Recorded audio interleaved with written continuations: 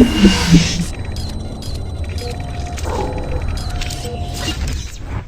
my name's Corey Jo Popejoy, and I work for Grand Junction Fire Department. My name is Robin. I have been working for Grand Junction Fire for approximately 8 months now. I've been here since December, and prior to being with the fire department, I taught EMS in the Valley. My name's Dean Harvey, and I've been in EMS for 3 years. Been in EMS for 3 years teaching classes. My name is Panther Grasser. I've been in EMS for just over 2 years now, and I've spent the last 7 months or so with the Grand Junction Fire Department. I worked at Clifton Fire as a start, and now I'm here, so it's been great.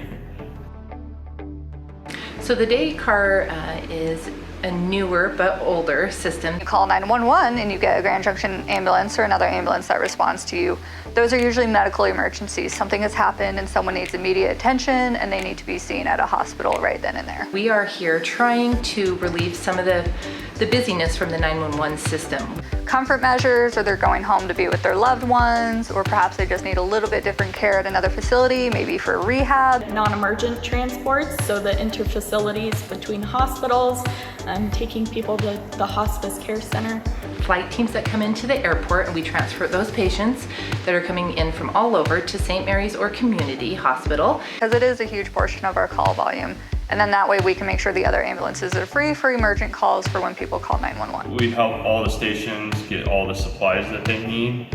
So those are our first jobs, and then we'll get thrown into the 911 system if we have nothing going on as far as the interfacility transfers is what we call them. So we have a chance of getting a call or going to a car crash. We do occasionally respond to those calls. There are times that the system is overwhelmed and our ambulance will respond as a last due ambulance. And if the system does get overwhelmed, we will be the next ambulance dispatched at that point.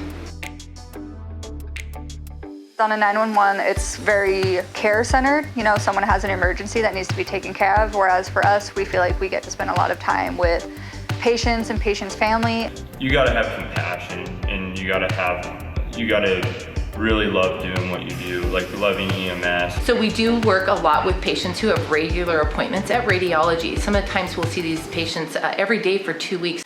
We spend a lot of time with them. We get life stories, we get experiences, just kind of welcoming into their home a lot of the time. You really do care, and it's not just a job. A lot of times we're with those patients, we take them over to radiation, we'll wait with them during their treatments.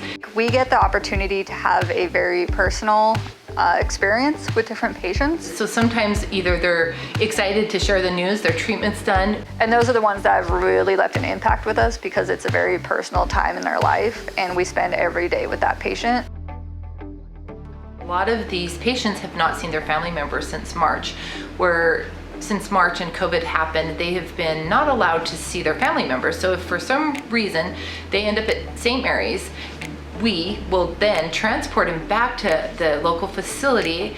And at that point, the local facility will coordinate with the family and say, your loved one will be here around this certain time. So we'll take the extra time to sit in the parking lot with the patient. We get them out of the ambulance. We are out in the open.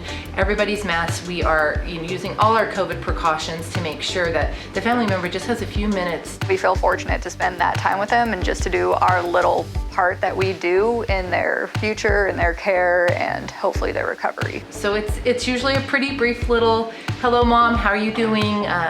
But at the same time, it's really important because the isolation that a lot of these older people are having, being in the nursing home, not being able to see the family has been, I think it's been really hard on everybody. And so we'll take the extra time.